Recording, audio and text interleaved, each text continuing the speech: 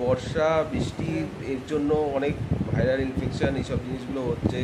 আর তার সঙ্গে তো সবাই ওখানে আপনারা জানেনই যে ডেঙ্গু, ম্যালেরিয়া, টাইফয়েড, তারপর হেপাটাইটিস এইসব জিনিসগুলো বর্ষাকালে বাড়ছে। অলরেডি আমরা সিকিমের দিকে অনেক হেপাটাইটিসের কেসও পাচ্ছি।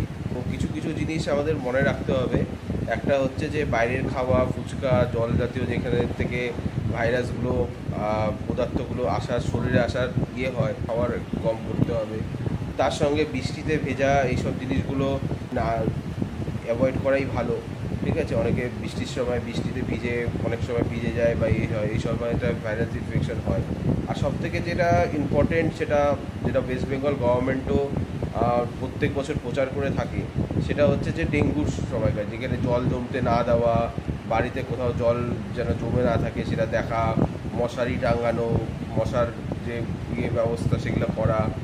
তো আর সময় মতো যদি এই সময়টা জ্বর, সর্দি, কাশি বা খুব দুর্বল লাগছে এরকম জিনিস যদি হয়, তাহলে একবার কাছাকাছি চিকিৎসক আছে তাদের সঙ্গে একবার যোগাযোগ করা। আর কোনো রকম ডেঙ্গু ম্যালেরিয়া কিছু অন্যরকম কোনো অসুবিধা নেই সেসব জিনিসগুলো দেখে নেওয়া খুবই প্রয়োজন এই সময়টা, স্পেশালি যখন আমাদের আস্তে আস্তে বৃষ্টি বর্ষাকালের জিনিসটা আবির্ভাব শুরু হচ্ছে আস্তে আস্তে। বন্ধুরা, এই ধরনের ইউটিউব শর্টসের নোটিফিকেশন সবার আগে পেতে প্লিজ আমাদের চ্যানেলকে সাবস্ক্রাইব করে রাখবেন। ধন্যবাদ।